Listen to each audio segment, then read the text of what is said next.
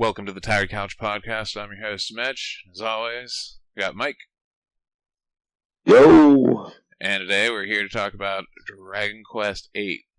More specifically, the 3DS version. We did not play the PS2 version. And we got a Discord link down in the description of this podcast. You can click on there and join and hang out with us. But I am ready to just jump right into this game. I have a lot to talk about. How about you, Mike? Let's go! Let's fucking go. Alright. Dragon Quest VIII, Journey of the Cursed King is a 2004 role-playing video game developed by Level 5 and published by Square Enix for the PlayStation 2. It was released in Japan and North America in November 2005 and in PAL regions in April 2006. It is the 8th installment of the Dragon Quest series, and it is the first... Right. And it was the first English version of a Dragon Quest game to drop the Dragon Warrior title. A version of the game for Android and iOS was released in Japan in 2013 and worldwide in 2014, with a version for Nintendo 3DS releasing later in 2015 in Japan and 2017 globally. The differences between those two are the visuals. The PS2 has better visuals. The 3DS has extra content, though, and extra players to play as. Or, extra characters to play as. PS2 has a better menu system. Voice actor, PS2 has better Jessica voice actor.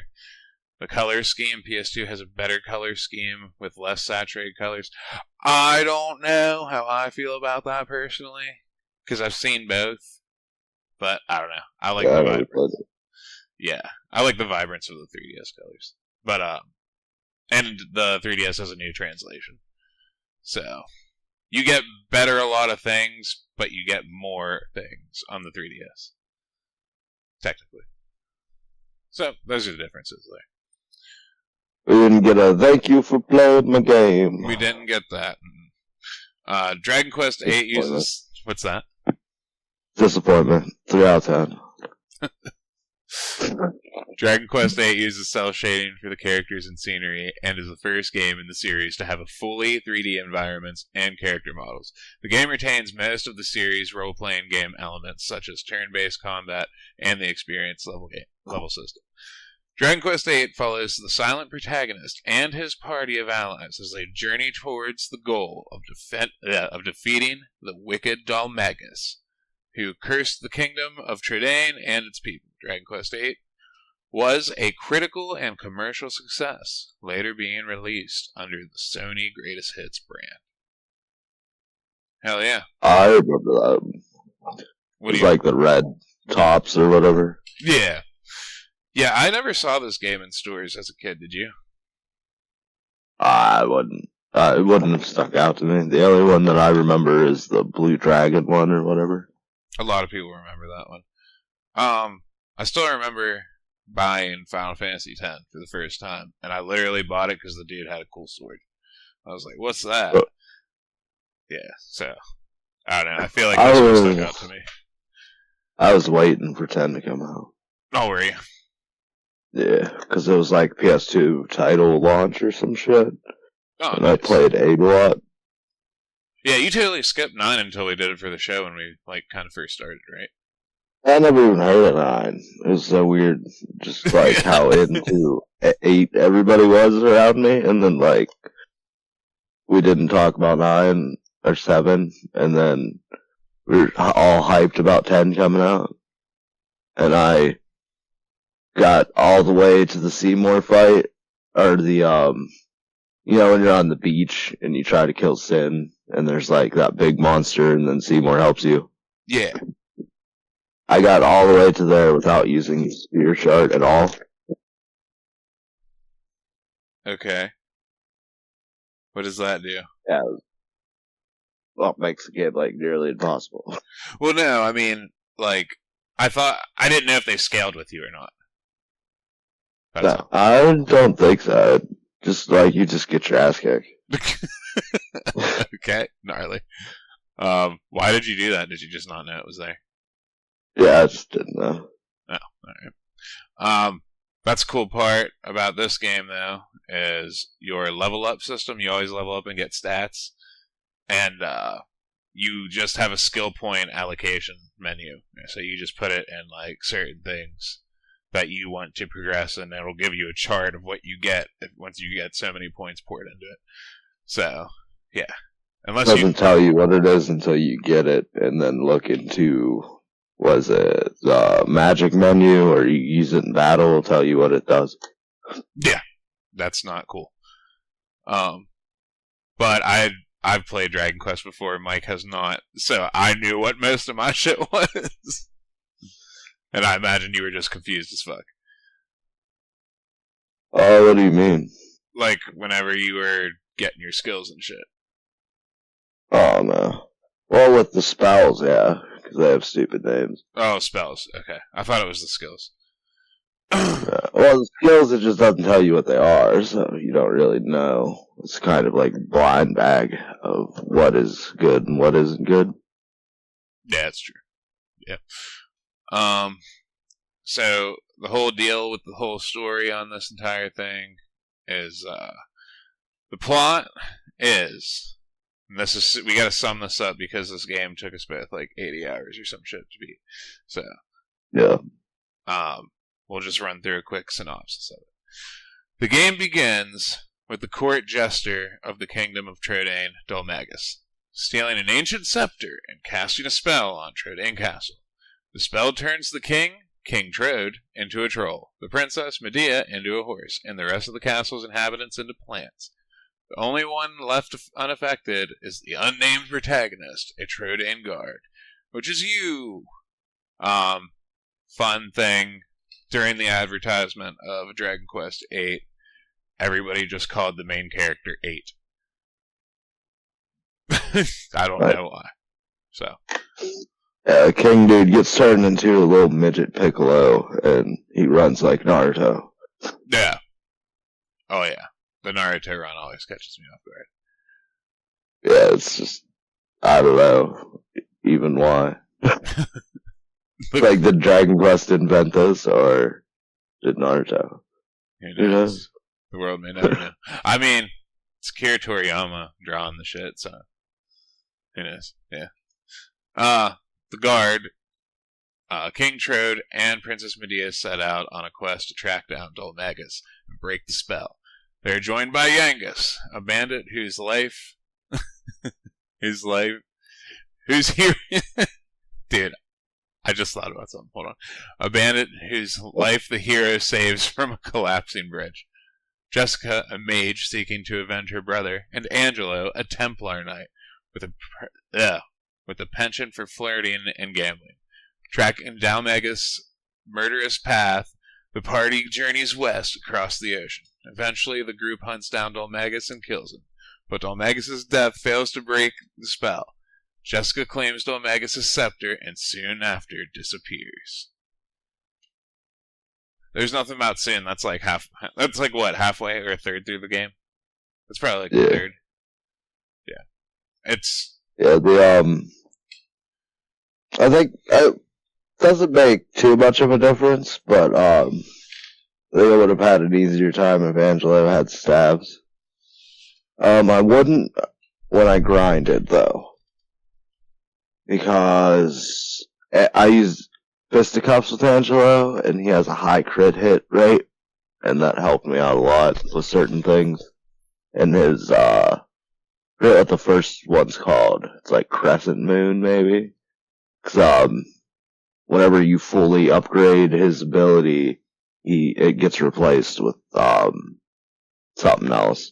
And I, just remember the moon title. But, he does, a somersault and damages everybody, and then heals a certain amount of MP for doing that. That's nice.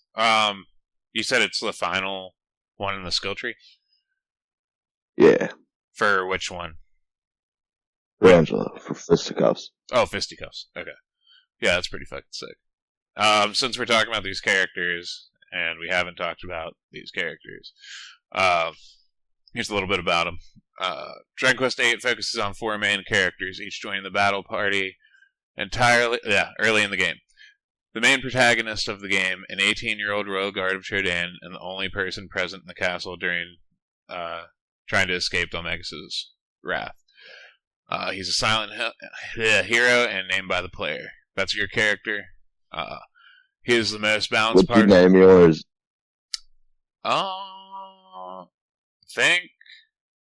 Think Luca. Like I always do. Ugh. AGH. It's like for a moment in the beginning, I forgot that I named myself that, and because I just picked like random letters, I didn't know it actually spelled ugh. So like, whenever people were talking to me, they were like, I thought everybody was just like, all the time for a bit. It's fucking dumb. He's the most balanced party member, able to equip swords, spears, boomerangs, and magic. What'd you use with your hero? Did boomerangs as the one I poured. I'd pour all my attributes into one thing, and then once it was like, oh, you can't do this for your level, I'd throw it into courage. And that was for every character. I did one weapon, focused on getting their weapon up, and then threw their other attributes at the cap to the I don't know what you would call it. Magic, you said? Yeah. I don't know. Okay. Just random shit he gets. Yeah, because I'm like trying to think about it, and it's like courage, sex appeal, was heart or some shit. He has courage. Jessica has sex appeal. Angelo has charisma. Red has robbery? Yeah, rogue or something. Yeah, Yangus has humanity? Or humility? I think so, yeah. Whatever. Something. H. And I don't know what the mini money or whatever the fuck his name is. We'll get to it here in a minute, but I don't know what he has. I think it's like... wait. I do remember. I'm guessing he has claws, too. Yeah, he has claws. But his special attribute is showmanship, I think? Maybe? Makes sense. Something like that, yeah. But he's a Hercules character, in my opinion. Very Herculesque. Yeah, so your player is also immune to all curses, and his special attribute is courage. Yeah, we already talked about that. Accompanied by Yangus, a former thief and friend of the hero's who owes the hero a life debt after the hero rescues him from the side of a cliff. Yangus is a physically strong character and speaks with a Cockney accent, "Core blimey," in the English versions, and wields axes, clubs, scythes. And his special attribute is humanity. Yep. I ran axes the whole thing on him. So I had fisticuffs. Nice. Yeah. Was it? I had boomerang, fisticuffs, and staffs. And I would annihilate, like, groups of enemies. Like, if I came up against a big group of enemies, I would do, Miracle Moon, Kaboom, Thin Air, and, Power Throw or Star Throw? And just fucking annihilate a whole team of enemies, because all those attacks do damage to every single enemy. Half my team did that, the other half did single targeting. I used straight axes for him and his humility or whatever. Humanity, yeah. So, got to dick around with him a good bit. But I eventually kicked him out for another party member. I'll talk about here in a second. Jessica Albert, the only woman... Jessica Albert. The only woman to join the party is a sorceress, Jessica Alba. That has to be what they're doing there. It has to be. Well, Jessica Alba wouldn't have been around PS2 times, so... Yeah, huh? She would be. Yeah. Not that old, is she? Yeah. As an actress? Yeah. What? Real talk, dude. Because she was doing... Thinking of a different person? She was doing movies whenever I was a kid. Well, whenever I was, like, in the double digits, but still a kid. You know? No, it can't be her then. Has to be. We'll look it up. We'll look it up after the show. Yeah. The only woman to join the party is a sorceress from the town of Alexandria who seeks to avenge her murdered brother, Alistair. What is up with that, by the way? What? There's like 3 or 4 towns in this game. All start with A. Yep.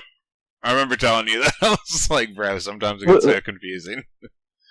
Was it Argonia? Alexandria? Or Alexander or something like that?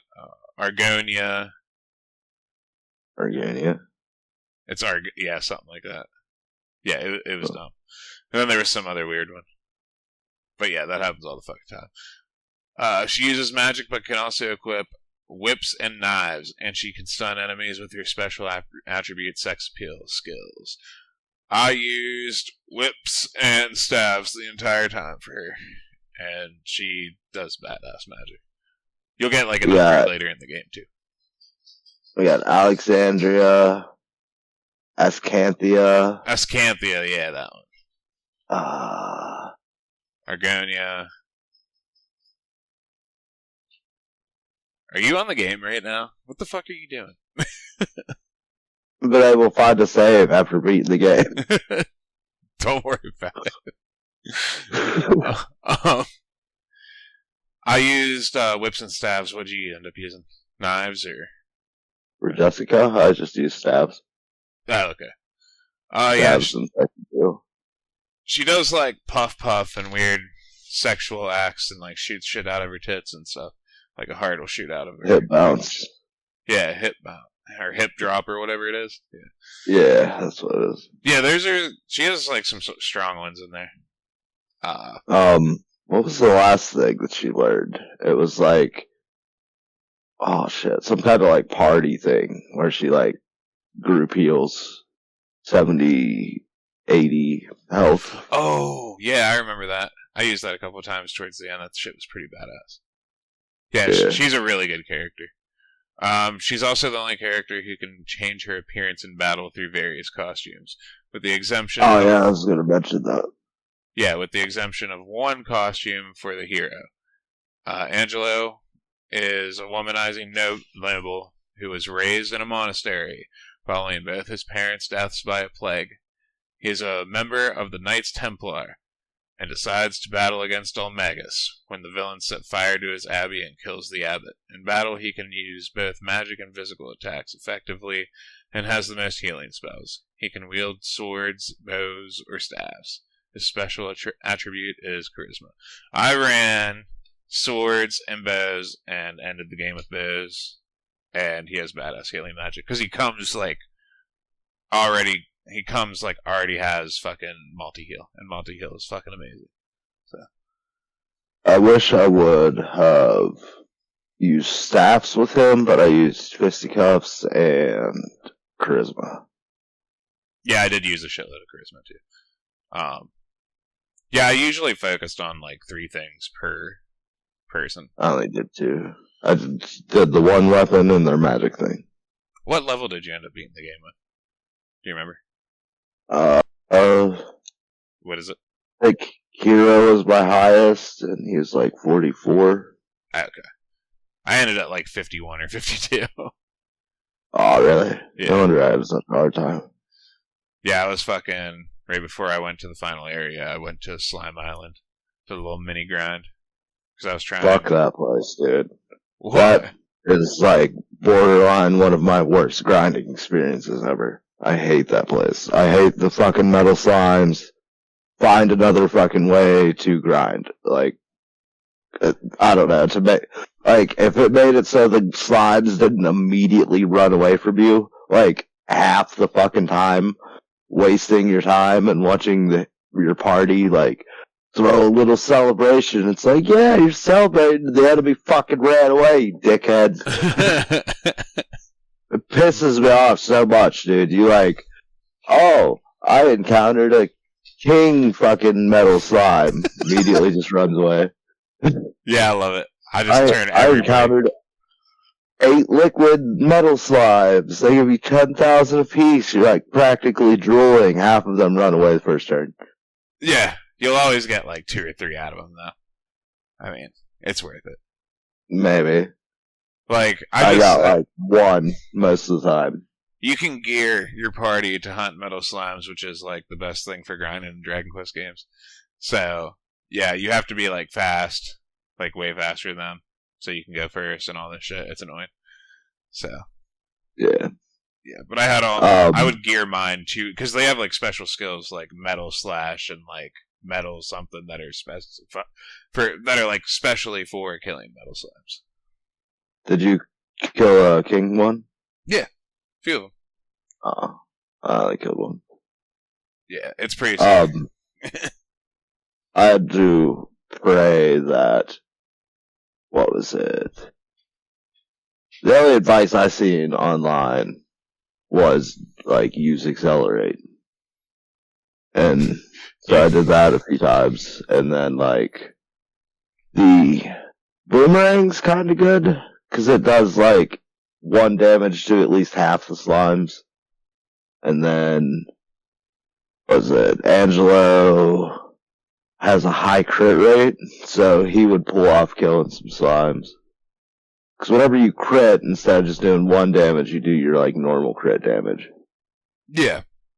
There was that lightning thrust that I always had my hero do. And a lot of times it would miss, but also a lot of times, I'd say probably like, I don't know, probably had like a 40%, 30% chance of the hit. But I seemed to land on it like all the time. But it would do 296 damage. And it would slime. Yeah. So. So like most of the abilities just don't work on them. And yeah, magic doesn't work on metal slimes. If you have the fucking the gall to use the fucking auto battle, it's just like your fucking teammates spam abilities that do not work. Like Yengus had a multi-hit attack, and he kept using it every single time, and it never hit once. See, I always had mine on auto battle, and everybody did. Like Angelo always did metal slash. Hero would always do the thrust, and Jessica would always whip, and I think Red would always do the blade cascade where it hits 6 times. Not per, like it'll go all over the place or just to one enemy, depending on who's all like on the field. Yeah. That move is like fucking. Oh, the multi-hit worked, but it like never hit. But yeah. But they would all just do that, and every once in a while they would just randomly start doing retarded shit like you're saying. Yeah. I forget, there was like... I forget. There's so many times I can't really specifically think of it. But they would just spam worthless moves, not just with the metal slimes. It's like somebody would be like almost dead, and it's like they wouldn't heal them. Or they would do Kazing whenever there's like one party member down, but everybody else is really low health. And it's like, oh yeah, that's fucking great. Especially whenever Hero, because he never learns Kazing, he's like, oh, I'm going to use Zing when Angela is still alive, and he could use Kazing, and Hero could use Omni Heal. So it's like, why'd you do that? What does the Omni Heal actually do? Is it everything? It like kicks the fuck out of multi heal. What's it do exactly? It just heals everybody? It like full heals everybody. Oh, that's dope. I was like right almost there whenever I beat the game, and I didn't end up getting it. Yeah, I had to use Omni Heal every other turn for the boss. I will tell you that, like, I understand the argument with the Hero not getting Kazing or whatever. He just has Zing and shit. But, dude, it totally does come in and does. Yeah, it's totally clutch having fucking 2 people that can heal and use Kazing. And Oh like her yeah, vibe. having like Jessica's a beast. My Jessica is like a fucking monster because she has the stabs all the way up, so Yeah, she can just spam spells all day with no worry of running out of MP whatsoever. yeah, that's dope. My favorite fucking character came out to end up being Red, man. Red was Oh yeah, yeah. Let's talk about those two other characters. well, I didn't use them at all. Oh, all right. Well, tune on player character's journey with the protagonists Trode, the titular cursed king who rules over Todane, but was transformed into a toad-like creature by Dolmegas. We already read all that fucking shit. Yeah, we talked about Piccolo. Yeah.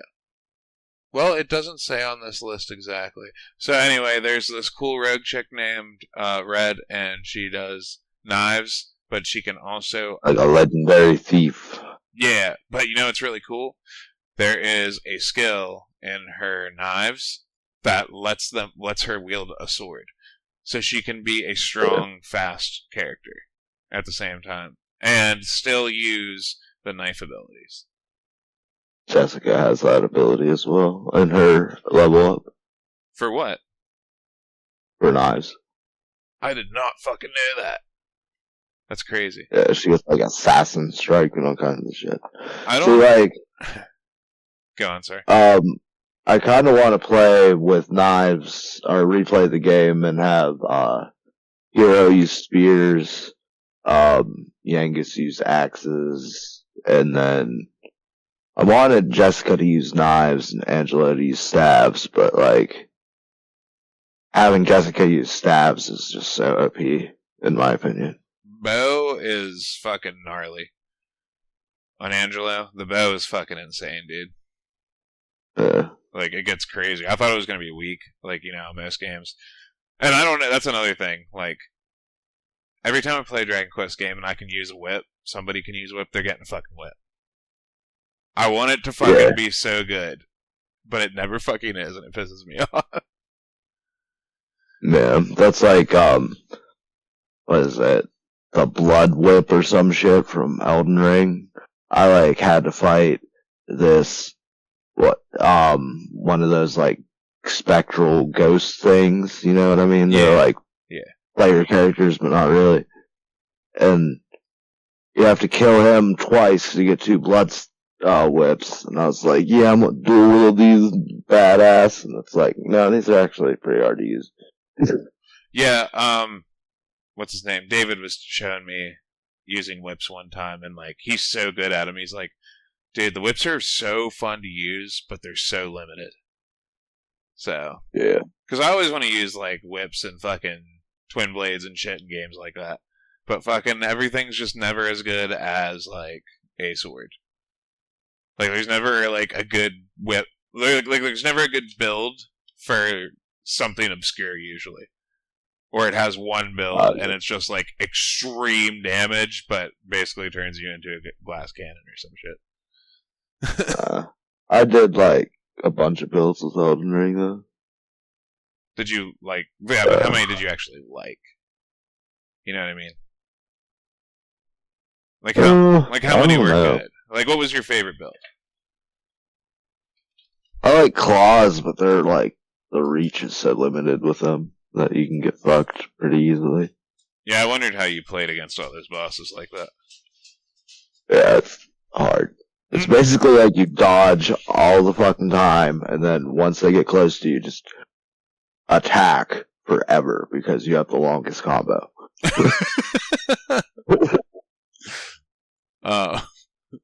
The other dude, yeah, we just talked about Red.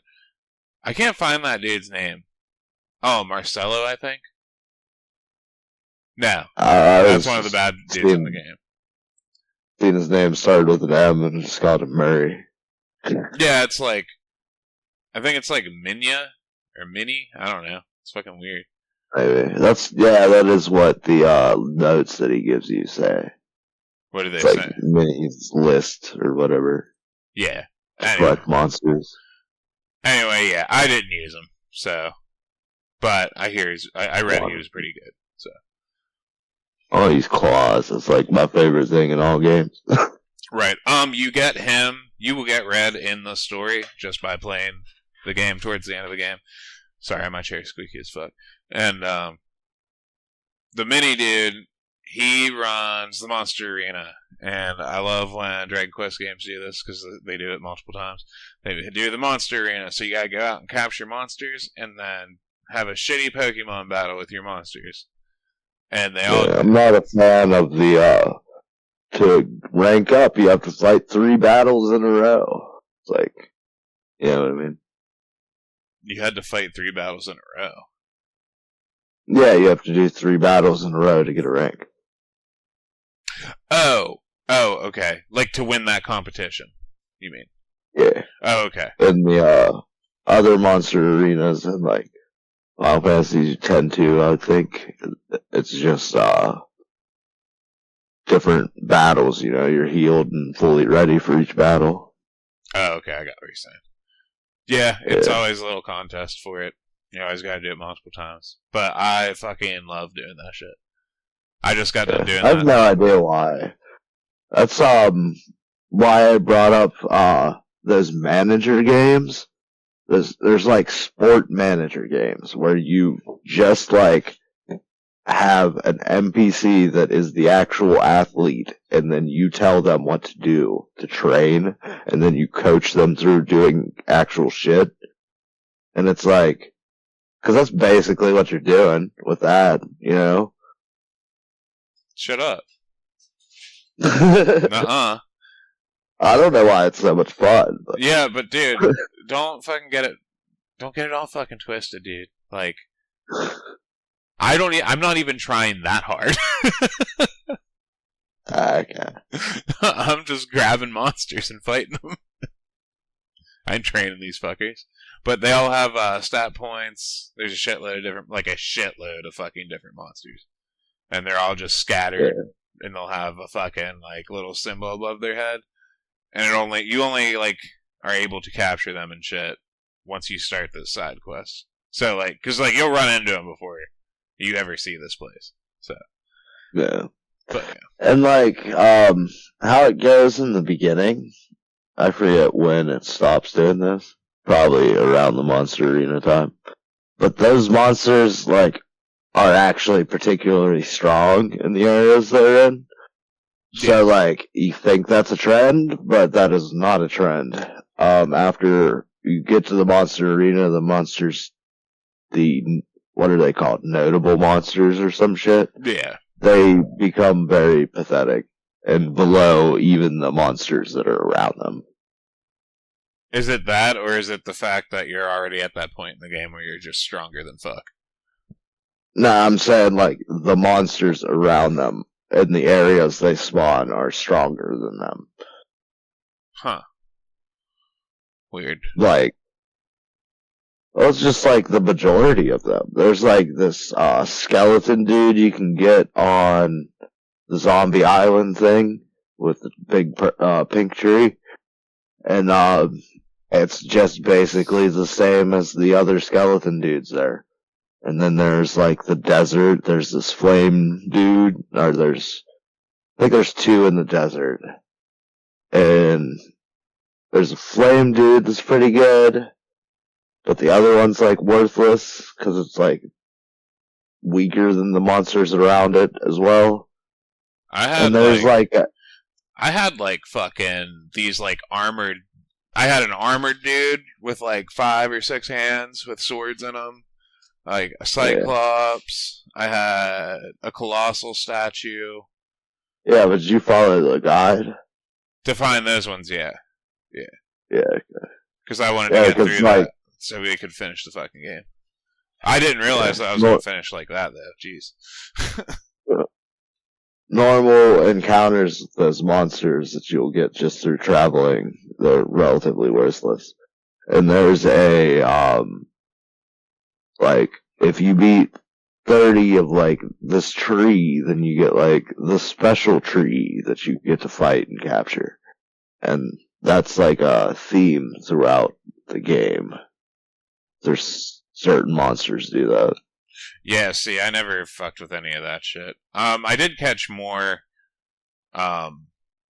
more than what like the guide one was telling me to grab. But I don't know. I just thought they seemed weak, but like I just figured it was because I'm damn near at the end of the game and I'm back in like beginning areas just crushing common enemies. You know what I mean?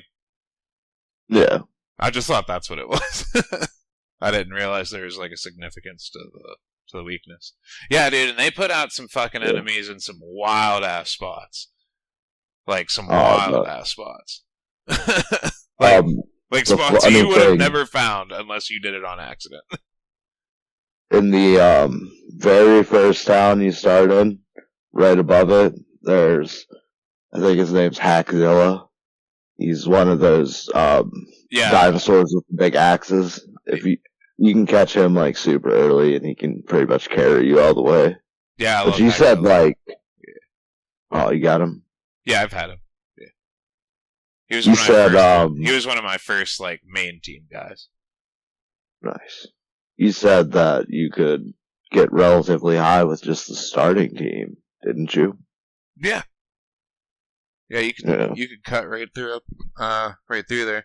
I died twice, but I made it up 4 ranks with the starting team, I think. Okay. It was either the starting team or the team that I got right after that, which was just some like slightly better dudes, I guess. I don't know. Yeah, there was a mimic that I found that was pretty good. I think him and Hackzilla carried me to like almost the end. I had a death box version of the mimic. I had him in this game, and I had him on Kingdom Hearts, fucking Dragon Quest 3 HD 2D remake, the one that I beat like a couple months ago.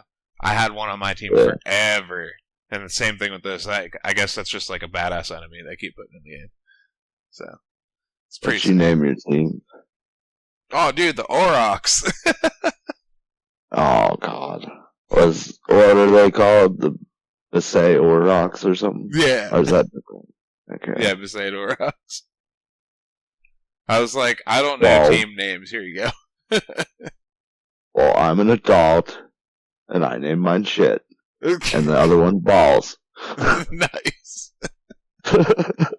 Did you yeah, so you have to battle from what is it, E rank all the way up to S rank. Yeah. And at the end Minnie will join you. And he just looks like Hercule, but scrawny and balding. Yeah, the first time you meet this guy, you know he's a jackass, because he's standing on top of his building, and he has a little cutscene.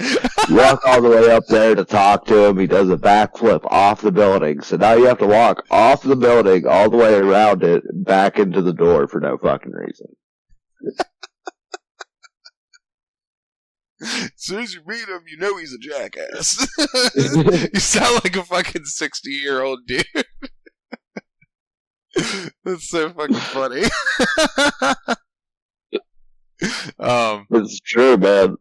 Yeah, he is standing on top of a building with a shitty cutscene where he's just like blowing in the wind, just staring down at you, and like that's it.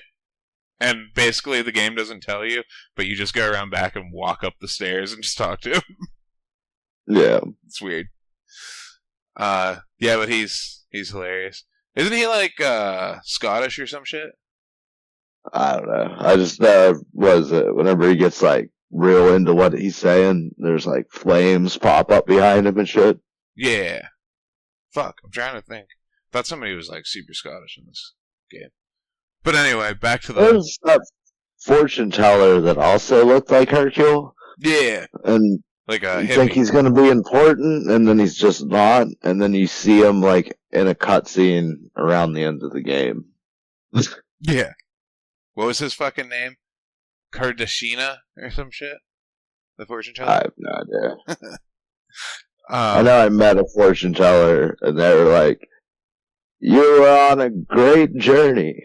Not the one you're currently on, but a bigger one. And you're gonna fight a great evil at the end of it."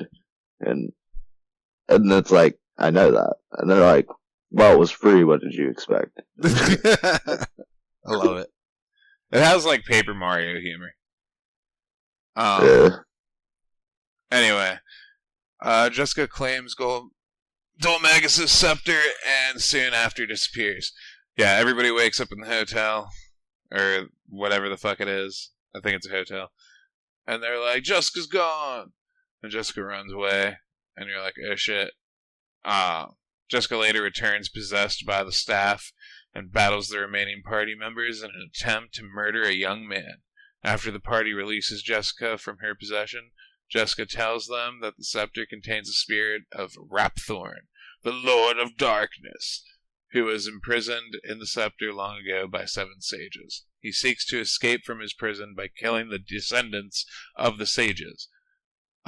David is the one that Jessica kills, and he is like this doormat of a dude that's just bossed around by this dude that's like a great magician.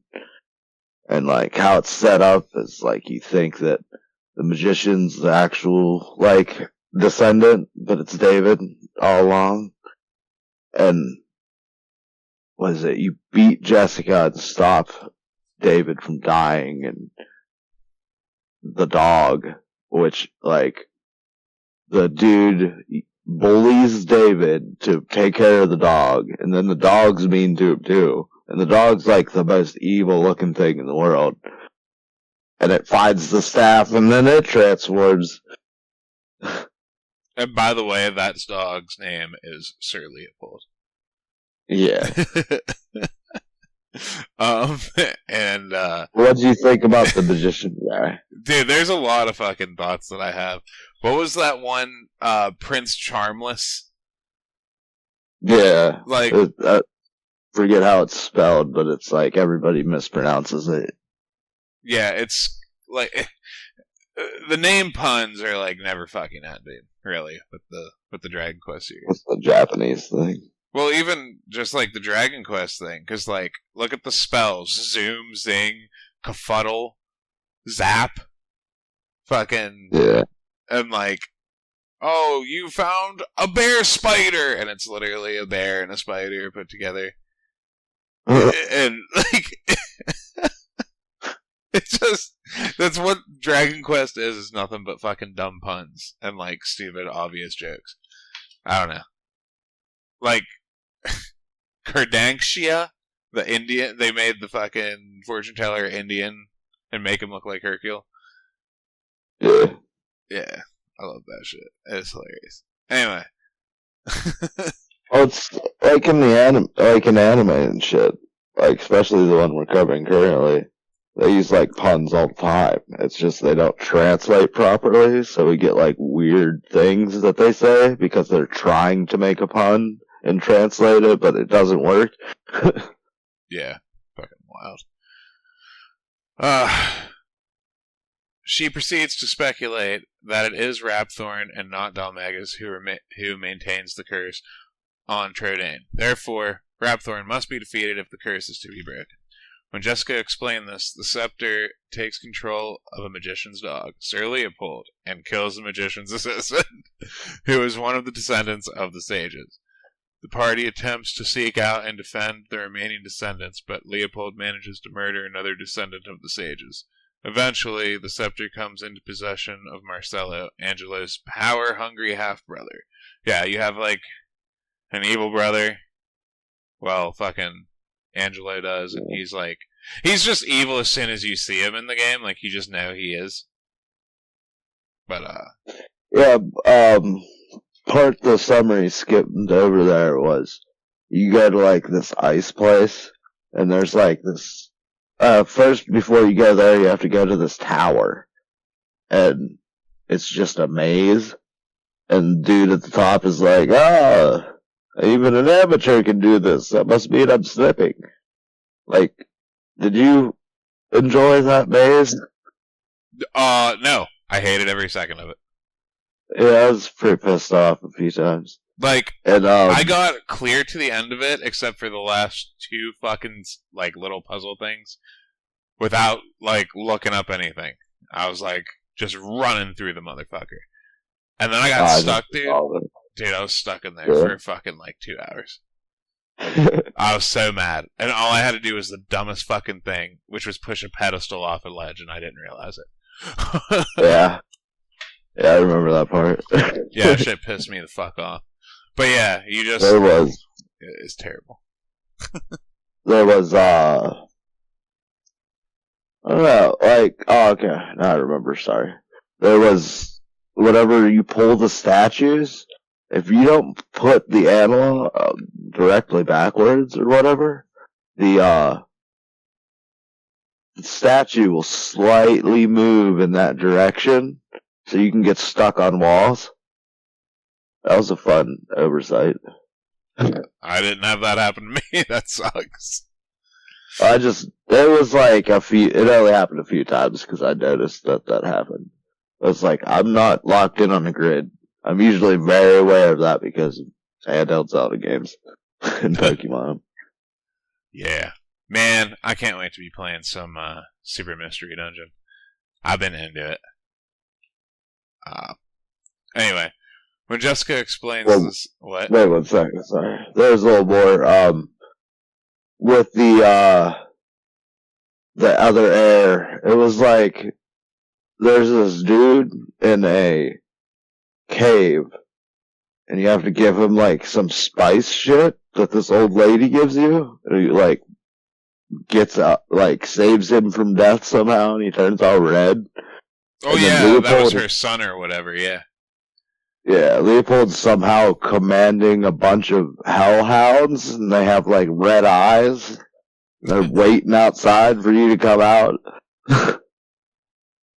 That's fucking And, crazy.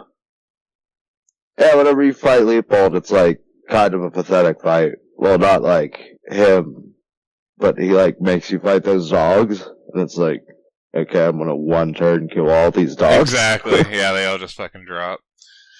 Yeah. And he fucking, like, sprouts wings and shit. The dog... Oh, yeah, we haven't talked about that. The whole dog, like, transformation thing is so stupid. He just sprouts wings. Floats away. Yeah, what's his name? The first guy, the jester dude, he looks weird, but he looks relatively scary. Like, yeah, good enough to be a villain. But then he, like, transforms into some really weird colored fucking demon thing with wings. And it, like, reminds me of Devilman from, Dragon Ball Z. Yeah, it's weird. Why didn't Jessica do that? I don't know, she, like, turned into a zombie-looking thing, and, like, a zombie Jessica, and was just being an evil dick. Yeah. That's what she did. But, like, the jester dude and the dog transformed. Yeah. And then fly around, and, what is it, you have to, I forget the in-between parts. But go ahead. Yeah, basically you're playing, like, Catch Me If You Can. Land somewhere, there might be a small problem, and then somebody dies. And he goes away. And you follow him. And we do this 7 fucking times. And that number comes back here in a minute. Marcelo kills the last remaining descendant of the sages, but manages to contain Rapthorn for a time. Eventually, the party engages Marcelo and exhausts him to the point of losing control and releasing Rapthorn. The party, aided by the god bird Empira, faces Rapthorn and defeats him. With Rapthorn dead, King Trode, Princess Medea, and the other people of Trodain are returned to normal. Months later, the protagonist escorts Medea to Sevilla Cathedral for her arranged marriage to the spoiled Prince Charmless of Argonia. But before the ceremony could take place, the protagonist and Medea escape from Sevilla Cathedral and live happily ever after. In an unlockable cutscene ending, it is discovered that the protagonist is the lost prince of Argonia, and upon this revelation, the king of Argonia decides to allow the protagonist to marry Medea. In the 3DS version, the player can choose to instead begin a romance with Jessica. In the traditional ending, the hero goes traveling the world with Jessica, while in the unlockable ending, the hero can choose to marry Jessica instead of Medea. Okay. So Yeah, fucking horse bitch haunts your dreams. yeah, you'll like every time you go to sleep after you find out, like I don't know, after she eventually is able to talk to you, she'll be like, "Oh, you can take me to the spring so I can drink and be me for a minute, and then turn back into a horse again." A literal minute. Yeah. Yeah. I wonder if it's like the fucking lycanthrope transformation from American Werewolf in London, where it's just like this horribly painful thing as your bones crack and twist and mutate into a different fucking object. I think about that shit every time I see any kind of transformation. I'm like, oh no. Yeah, the American Werewolf in London one, he's just like screaming. Right. Fucking. I don't know. In my guide, it said as soon as I beat Rapthorn, that was the end of the game. Did you keep getting Yeah, that's what I was thinking. No, I'm at like the part that you read. I'm at the castle and trying to save the game. Oh, okay. Yeah, I'm at, I saved the game, but I don't know. It just kept going after my guide said it was the ending. So, yeah. Yeah, there's a bunch of like post-game shit. Yeah, there's like this trial of Dravicus or some shit. I don't know. Or Draconian trials. I don't know. There's a bunch of weird shit. We didn't talk about Charmless very much. About what? How'd you like that part? The Charmless part or whatever, the prince, where you have to... in the... I forget which city it is, or kingdom, but they have a rite of passage for an heir to inherit the kingdom. It's Argonia. Okay. And what they have to do is they have to go find this lizard, kill it, and take its heart. And when you go there, he like... I forget what the fuck he like says your wagon's too small, whatever, you fucking taking him there. And, he calls the fucking farmer that takes care of the royal hunting grounds a country bumpkin. And he's just doing shitty rich kid shit. Yeah, like, at the part where I'm in at the end, he's like, "Oh, it's so nice of you to, like, come to our wedding. Too bad you're not this invited, is as far as you go." Yeah, because you're commoners and I don't want filthy commoners at my wedding. It's like, bitch. And like, whenever you're harvesting the hearts of these lizards, like, there's this kid that tells you that there's less and less lizards every year, and then the fucking prince proceeds to just kill all these fucking lizards because he's not satisfied with how big the hearts are. And then we hunt down this monstrous one that's probably ancient as fuck, and we to harvest its heart, and then he just goes and fucking gets a fake one because it's bigger. It's like, you motherfucker, we killed like all these fucking creatures that weren't doing fucking nothing because of your fucking vanity. Like, fuck you. Yeah, he's a true cunt. Yeah, definitely the most annoying person in the game, I would think. Oh yeah.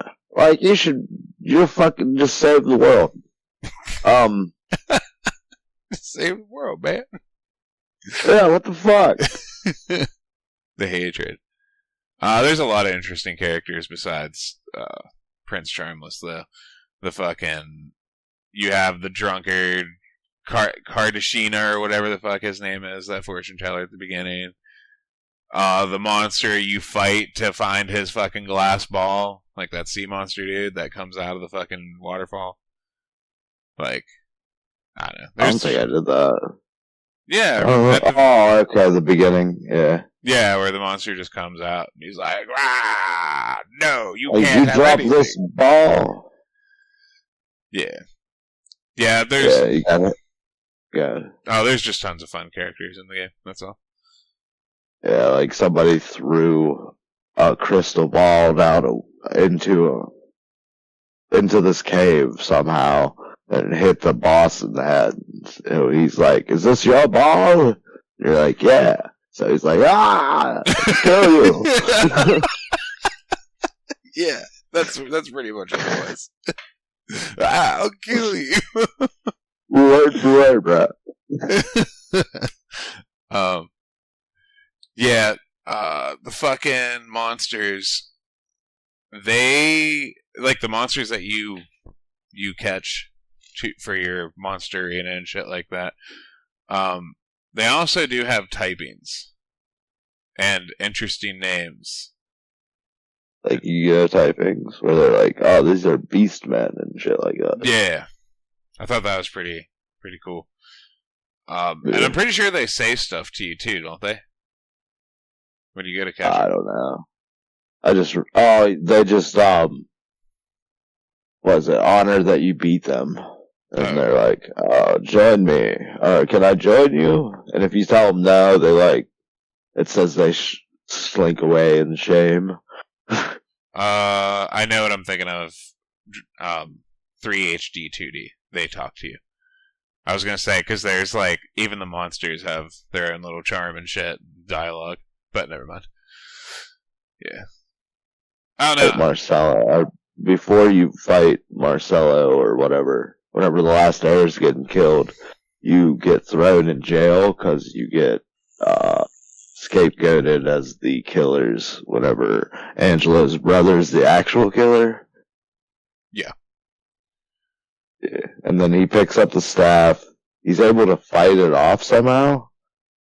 And then he's trying to like declare himself like a god, kind of. Like he's like, "I'm the like chosen king. These kings, our rulers are lazy and we should overthrow them."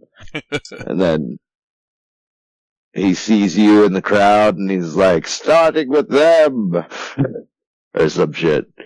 And then you fight him. And how'd you like that fight? That fight was fun. I died a few times to it, not gonna lie. But I had fun. Oh, yeah. Yeah. And I think I pretty much just kicked his ass. But I had more trouble with there's for some reason you have to fight what's his name's guardians or whatever, or leader of his armies.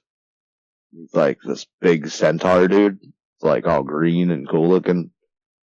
And he like tricks you in his first phase and then locks you in this portal or this big circle and then is getting ready to kill you, and Angela's brother comes back to save you, and then you fight him in a battle. I don't know if Marcelo can die in that battle or not.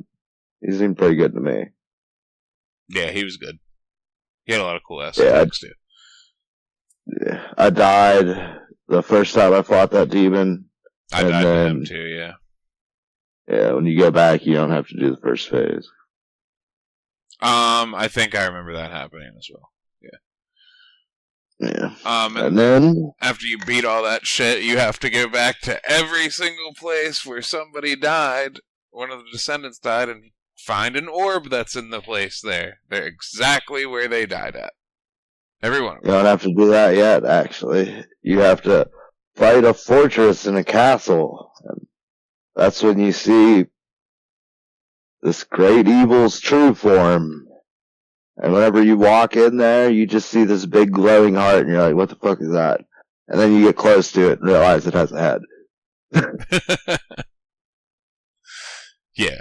The game goes all in different kinds of directions, and it sends you all over the world. There's a point where you need to find the god bird Empyrean. So then you gotta go see the shadow because it's flying around in the dark world. You gotta go to this island that's just out there. And there's like this weird Stonehenge looking perch. And you'll see a shadow go over it. Well, it turns out that it's flying around the dark world. So if you follow this fucking shadow up to the top of this hill, a fucking black gate will open. You'll go to the dark world. Then you'll go to the dark world and kick this dude's ass that's taking the fucking Empyrean bird's egg. And it's okay. That thing is ass too. Huh? that bird and that demon beat me once. Well, the bird beat me a bunch of times. Yeah. The bird, I don't know if the demon beat me, but the bird beat me a couple times, I think. Yeah. He does, like, the same thing that the end boss does, where he has, like, 2 attacks per turn, and both of his attacks do 150 damage. Yeah. It's so fucking hard. Yeah, and then you come back, and you're like, yeah, we saved this little bird, and then doesn't somebody, like, kill it? Yeah, he's like, no. He's like, the bird, or whatever her name is, sent you. And then he's like, I'll finish my quest to kill this, I'll at least take this egg with me or some shit. And he like self-destructs and fucking blows the egg up. And then bird's like, what's that sound? And it's like, oh no. And then the spirit of the baby rises up out of the eggshell. It is like, oh no, Mom, don't be sad. It's like, how do you even like perceive any of this shit, motherfucker? Took a little twist for you right there, huh? Yeah. What about the Town of Thieves is great too, man. Go have a bunch of crazy shit going on in there. People... Yeah, I did the casino. Oh, nice. What were you saying? Yeah. So I was thinking the game was all ending and shit. I'm like, okay, this is the last boss. You know, big dungeon, castle, and boss fight at the end of it. You know, he's probably gonna transform into something. And now you beat him, and then the castle starts to crumble, and you run away, and some big robot attacks you. That's, like, not really noteworthy. And then the whole castle crumble. There's a thing, a text box, if you read something in the castle that foreshadows this. But the whole castle crumbles and then turns into dust and then helps the Lord of Darkness achieve his, like, true flesh form or some shit, or have flesh worthy of him, his soul. Yeah. Yeah, I got you. I got what you're saying. Yeah. He's a giant thing with spikes for legs and a staff, and he has humongous horns. Yeah, the end game bosses are always fucking like, in these games they're always like huge. Like fucking building size. They always do that shit. Right. It's fun though. Well, Vessi does that shit a lot too, doesn't they? Yeah, kinda.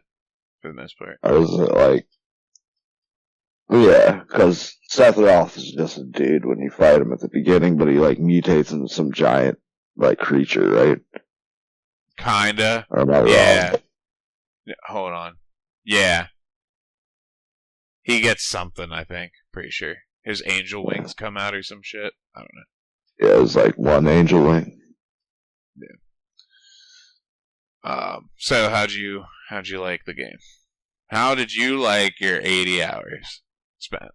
I had good fun with it. Nice. The charm keeps... I'd play again. Yeah, the charm keeps me not bored of Dragon Quest games. So, I loved every second of it. Just like video games and RPGs in general. Yeah. Like, anytime you give me, like, a level system and, like, little, like, branching ways to level up my character, I love that shit. Right. Yeah, it's fun. A little customizable game you can just dick around with. Tons of shit to do in it. There's also that extra content at the end of 3DS. The monster hunting and shit. It is extremely fun.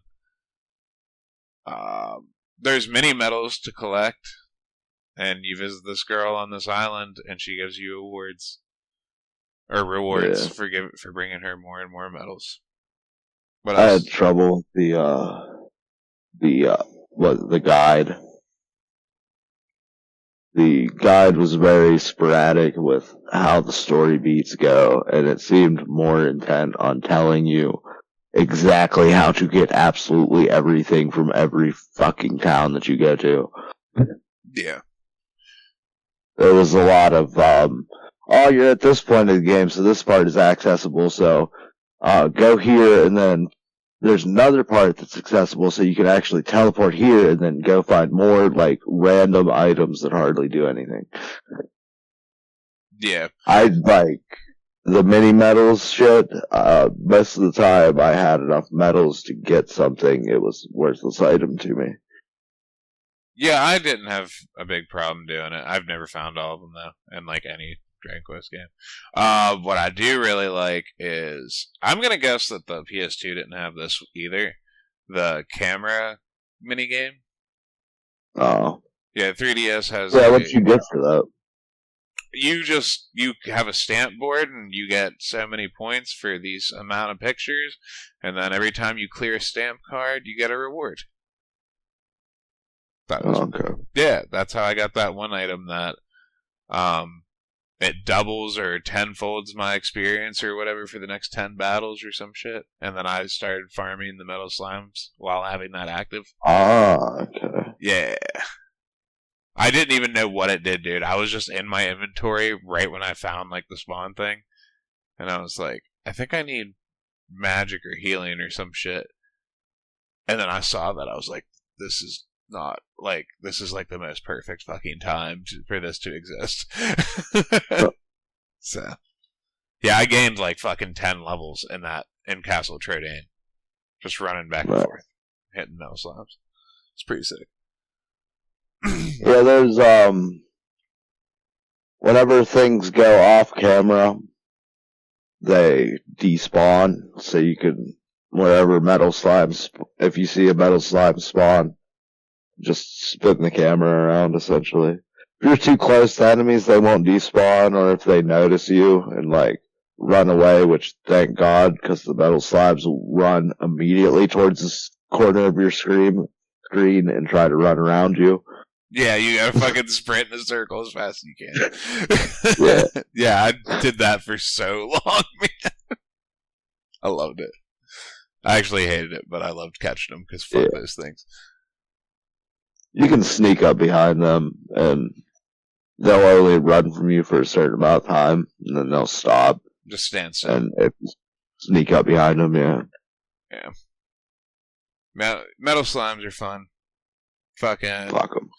How'd you like the character design and the artwork? We're talking about I feel like it's all over the place, though.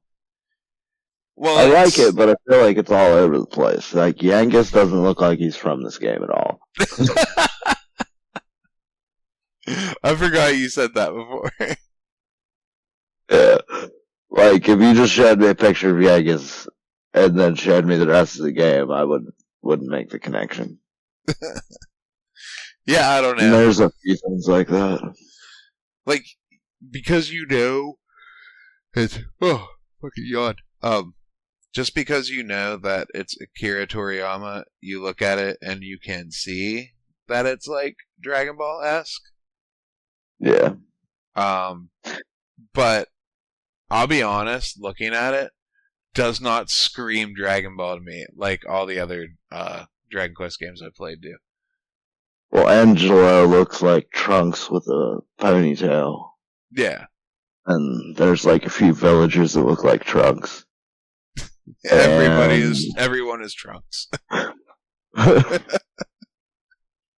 It's just like the white hair and that haircut, and he like gives everybody a lot of people that haircut. Yeah.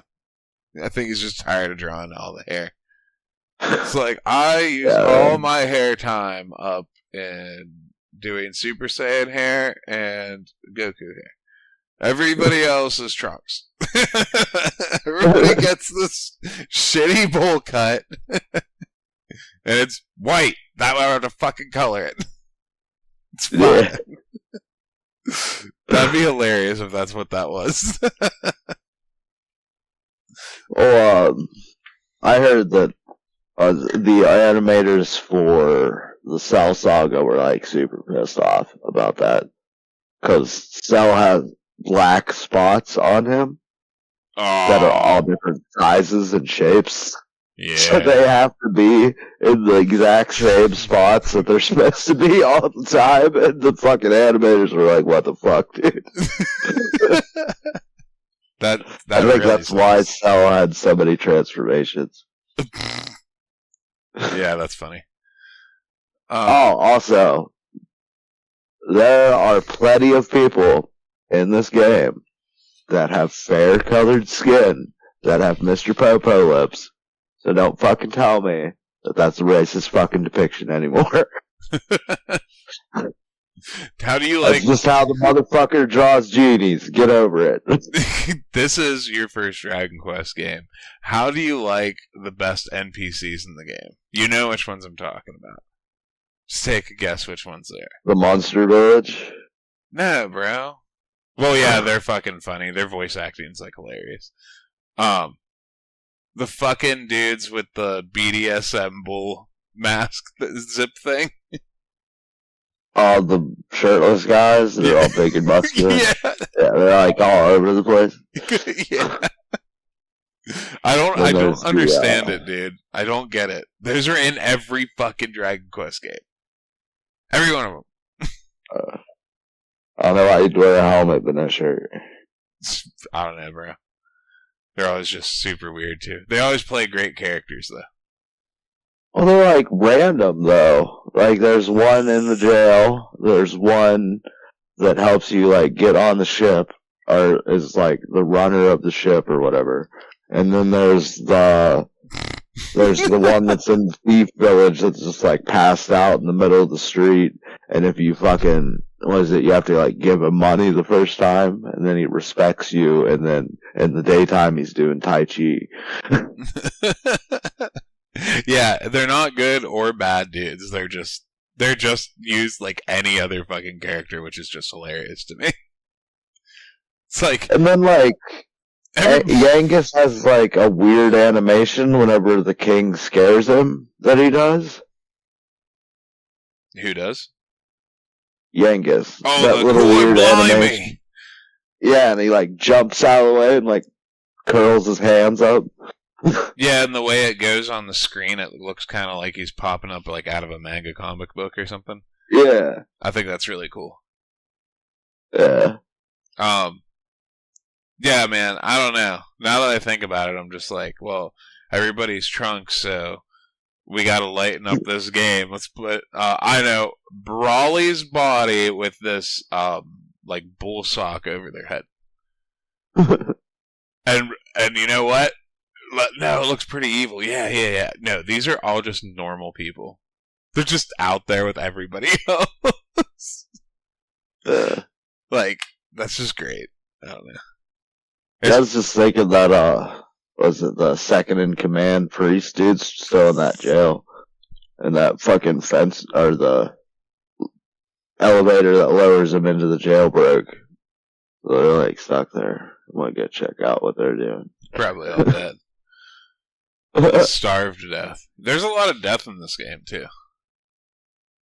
For being like, I don't know. I look at it as a Nintendo game. Like, I know it's not just a Nintendo game, but like, there's so much death in this one. So, well, it's got to follow the Final Fantasy. Yeah. I mean, people die all the time in Dragon Ball as well, too, though. But they come back to life, so it doesn't matter. That is true. Let's talk about the doors. This game has a bad thing. Oh, I love the doors.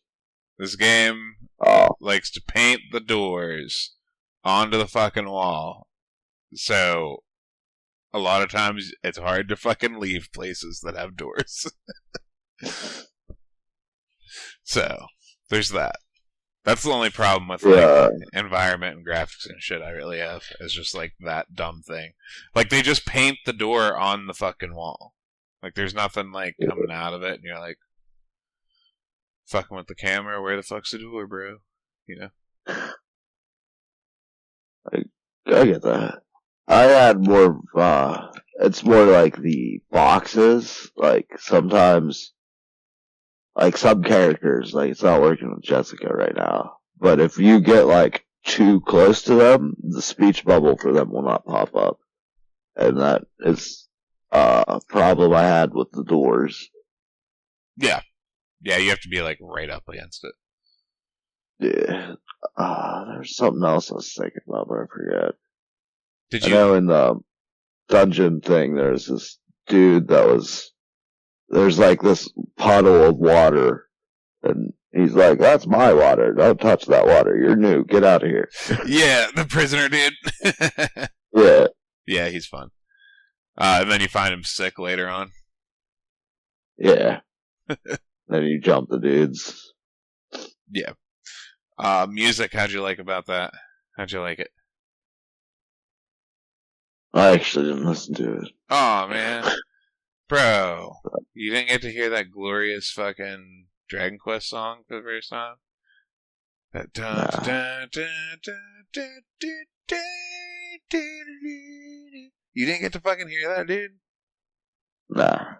Oh, what the fuck are you doing? I'll set up my speakers in my, what is it? My next run through. Oh, you're I'm doing definitely it replaying this game, yeah. I mean, now that I know everything, it's not as frustrating to get through, because I don't have to read the guide and do everything in between shit, and then read off like 5 paragraphs to get to where I want to be. yeah, you should just pick another Dragon Quest game for us to play. No. It will be done. You know my pick. Yeah. There was like 2 games that I had lined up, but one of them we didn't think would work, but then we got the controller to work, so now we're all good. Yeah. We're gonna play Overlord 2. The Overlord! The Overlord Browns! Green. Reds! Blues! All! You have chosen all! Yeah, I love the Overlord, man. Anything else you want to say about the game? We talked a lot about it. Skybox looks pretty good. The what? The Skybox. What is the skybox? What do you mean? The sky. Oh, whenever you were fucking flying on the bird. No, I'm just sitting here, what is it, outside the castle. I'm just looking up at the sky. What is it? I think like whenever you make it graphically, it's like its own box thing that they just put over the game board or map or whatever. So I guess everybody calls it a skybox. Yeah, I just heard it always called that. I want to talk about the story, but like this story is a straight line of things that always happen in games when you're or in a story, but it's in a straight line with 3 different endings that aren't really nice endings. Huh? Oh, I like the pacing. Yeah, no, the pacing's great. No, pacing's great. I'm just saying, like, the story is just so repetitive. Yeah. Like at the end there, I started to cash out because it's like, oh, we defeated this cool villain that you made a little lame by making him a teal, purple, winged thing. Yeah, the giant. It's like, oh, that's not the real end. Okay, well then what? This dog is the real end. It's like, no, it's not the real end. It's like, okay, the fight with Marcel is the real end. It's like, no, it's not the real end. Well, the fight with the Dark Lord and his fucking big castle and it crumbles. It's like, nope. No. Big ball in the sky with horns. Yeah. That pretty much sums it up. And like, I have to go collect all the orbs. I have to go also chase Leopold before that all around to those same places. Yeah. It's just like, come on, man. Oh, and the very beginning of the game is you collecting your party. Did we talk about fighting the final boss yet? No. Not really why. Okay, let's go over that before we do before we just say bye. Okay. I would use Hero and Omni Heal every other turn. Yangus would just do Knuckle Sandwich over and over again. That's all he ever did. And Jessica would do Sap, and then Oof to Angus, or Oomph, and then she would just cast Kafizzle, and, what's it called? Kazang. And then Angela would cast, Pearly Gates. And I would do that over and over again, and... Pearly Gates is awesome. Yeah. And then Angela ran out of MP, so I just had him attack, and Jessica was making sure nobody died, and Yangus did the last damage with his Knuckle Sandwich. And then whatever I sap and oomph, he does like 250 damage per Knuckle Sandwich. Alright. Well, let's explain what all this is. Sap is you're taking defense, you're lowering the defense of the enemy. Oomph is whenever you double the power of a character's strength. So you want to debuff him and buff yourself in doing a combo. Which I did the same exact thing, but I had multi-heal going constantly with Jessica dropping bombs, the girl Red doing the cannon fire thing, and the Blade Masquerade. What was it called? Blade Dancer? I don't know. I didn't use her. Oh no, throwing those things. Blade Cascade, I think that's what it was. And the hero was doing like Giga Slash and like Lightning Thrust, and he was getting oomphed and doing like Flame Slash and shit. And then eventually everybody just kept on staying healed up. I died the first time I fought him, I think. And then I fucking straight whipped his ass the next time around. Because what I do with bosses is like I auto battle mobs. All my bosses I actually fight. And there's a thing we talked about before too, where it's like I don't know. It's like Pokemon games. If it doesn't do damage, I don't want it. But like for some reason those debuffs and buffs don't seem as important or as fun to use as the ones in this game. Same thing with Final Fantasy. Final Fantasy, how many bosses do they make immune to every fucking status? Yeah. How many? That's like why how many I'm endgame, dude? Bro, it's the last 25% of enemies, like normal mobs that you will see, are like, they're fucking most of the time immune to at least half of status ailments. And they're all the good ones too, like slow or death. Like, in Dragon Quest, everybody can get fucked up by everything pretty much, except for by death. And even then, death can fuck people up bad. Like a lot of things. So. And a lot of times in Final Fantasy, death was immune. Everybody at like the middle game onward is like immune to death. So you can only use it at the beginning of the game, but you only get it towards the end of the game. Doom actually has been more useful. I remember Doom being relatively useful in 8 and working on most things but bosses. Of course it's 8. Doom is useful. It's the theme. Right. It's fucking whack, dude. Yeah. Now, I have a lot of fun actually battling in Dragon Quest. I do really want to play another Final Fantasy game soon. I'm probably going to go play 2, like, by myself. Because, I don't know, man. Like, the old Final Fantasy games, they're, like, really fun to grind with, actually. So. But, yeah. 13 wasn't? I don't know. I don't think. I'm trying to think about it, but it's just like tortoises. Well, on the 18th, the Lunar Collection's coming out, and I'm getting that. So, like, I don't really want to start something before that comes out. Because it's coming out this week. I get to play it. Like, I'm fucking pumped for that, so I'm probably just gonna wait out and play it. But sounds good. Yep. Alright, we're playing Overlord 2 next, and we have the other half of Gantz coming up for you this week coming. So, hope you guys all enjoyed our little rant of Dragon Quest VIII. Adios. Later.